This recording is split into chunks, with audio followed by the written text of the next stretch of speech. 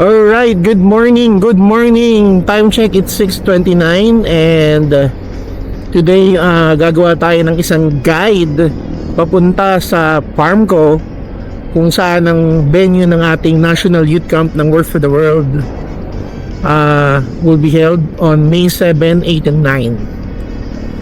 So actually right now I'm traversing, papunta ako ng Calamba and then Turbina. So meron kasing dalawang daan. If galing kayo dito sa Laguna, then via Calauan then San Pablo. Pero yung ituturo ko sa inyo is generally for some people that are not from Laguna.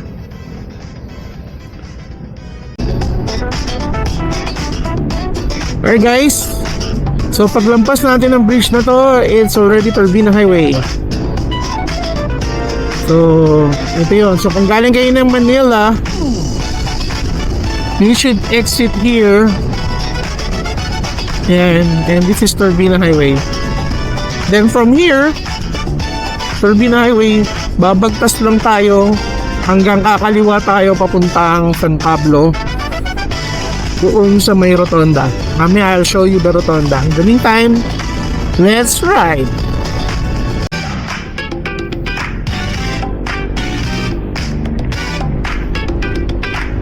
In 300 meters, at Santo Tomas Rotunda, take the third exit and stay on Maharlika Highway, Pan-Philippine Highway. Santo Tomas, Batangas tayo ngayon, and then kakaliwa tayo papuntang Alaminos, papuntang Lucena, papuntang San Pablo.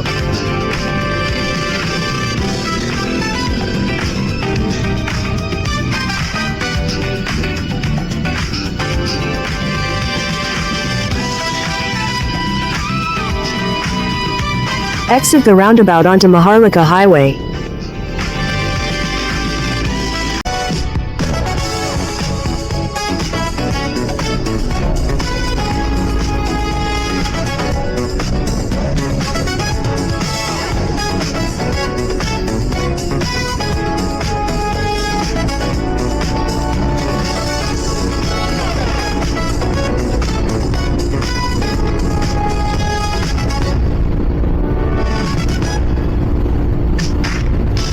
Na SM San Pablo, madadaanan natin in a few. Nakikita ko na siya sa horizon. Nasa left side na siya guys. So ito na yung bridge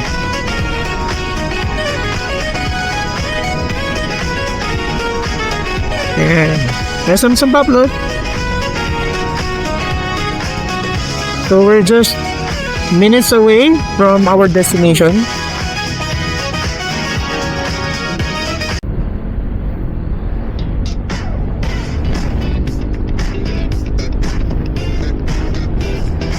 In 500 meters, turn left onto San Pablo, Dolores Road. Ayun, so 500 meters from now, tayo po ay liliko na papuntang San Pablo Dolores Road. Yan guys, so ito yung clue ha. So pakaliwa tayo. Ayan, may gasolinahan. Yan. And then sa kanan yung may gasolinahan. And then sa kaliwa, pakaliwa tayo. Ito. Yan. Kaliwa. Paglampas ng gasolinahan, kaliwa. Okay.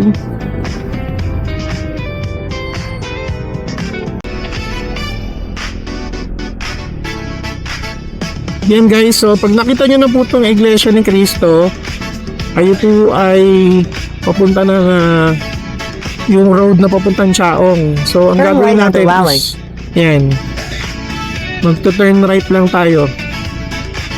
Okay, so ang landmark, itong gasolina na tsaka itong roundabout or yung kanilang rotonda, and then turn right. Tapos continue for 2 kilometers. Yan, sabi continue for 2 kilometers. So after nun, nasa farm ko na tayo. So from here guys, hindi ko na puputulin ang recording para makita ninyo. Pag turn right, eto na yon. Yung nakikita nyo ngayon. So, rekta na to hanggang farm ko. Medyo mabilis lang ako magpatakbo ha. Pasensya na po.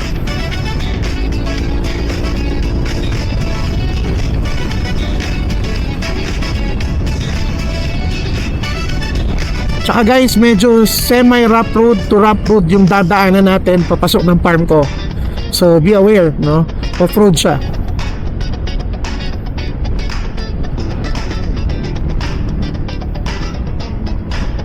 Baliti, oh.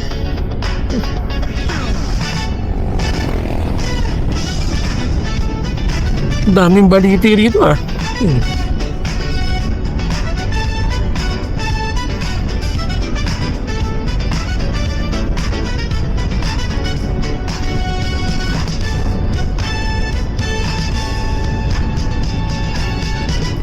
Dito sa side na ang farm ko.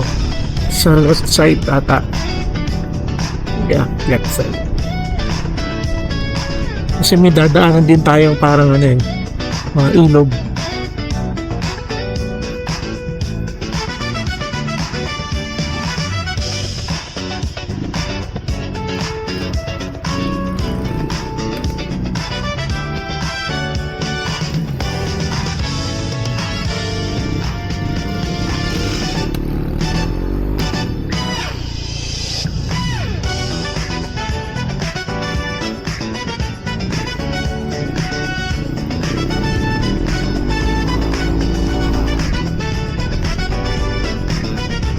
Grabe yung manobra dito guys, no? Ang kulit nito.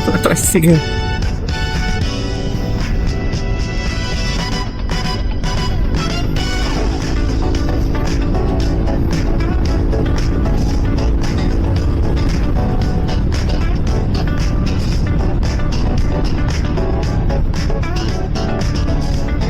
Yung sasabi sa inyo, maliit lang yung daan, no? So, one lane.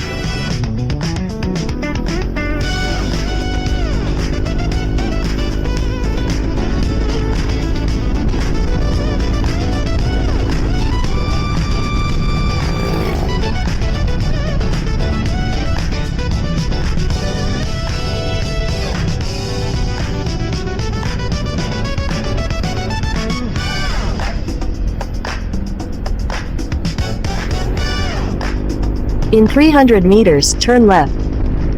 Ito na guys, yung papasukan natin semi-rough road. So ingat sa mga nakamotor at sa mga medyo hindi sanay bumiyahe sa off-road. Turning left. Turn left.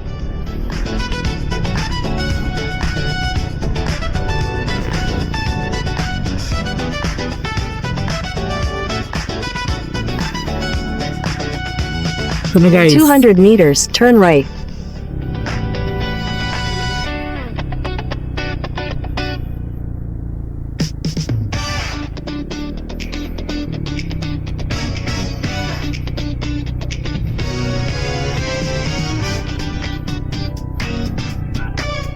So ito yung bridge na sinasabi ko Turn sa right. inyo. Yan. Ayos to. Mamaya pipicture ako dito pabalik.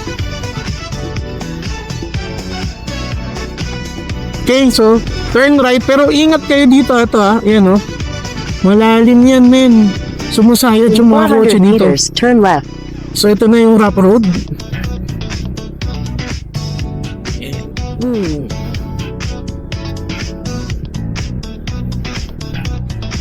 Buti na lang ADB tayo men. So ito yung mga paboritong trail ng motor ko. Were built for this. So yan. So ito po yung papasok ng farm ko.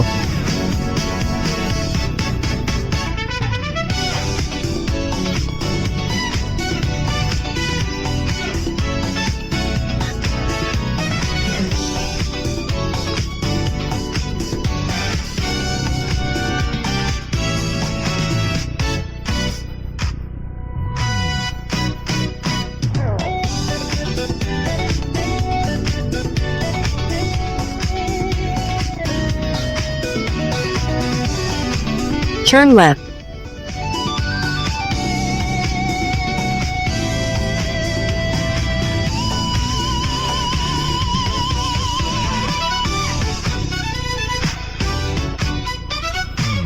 Yan guys, turn left ha, huwag dito. Turn left, ito yun.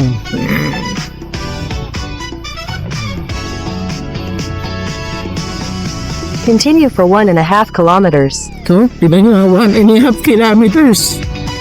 Woo! Yeah.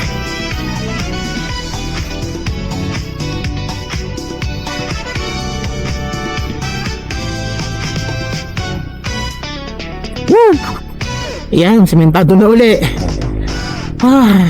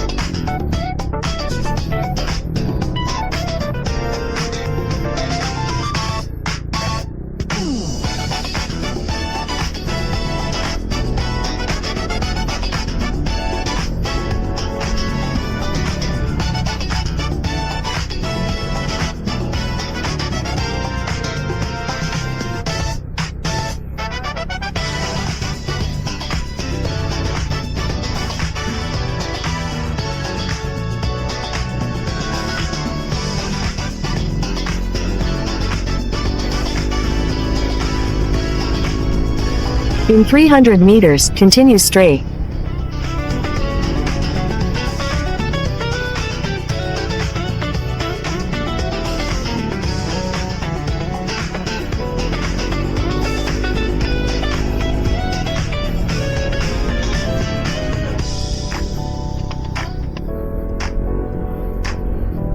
Continue straight.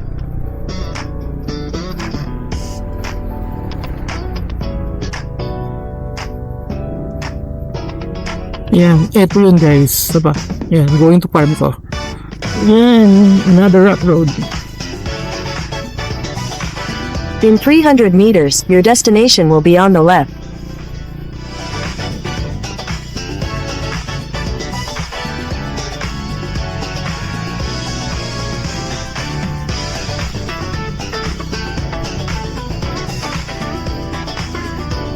Ayun guys, welcome to farm ko. Woo, laki.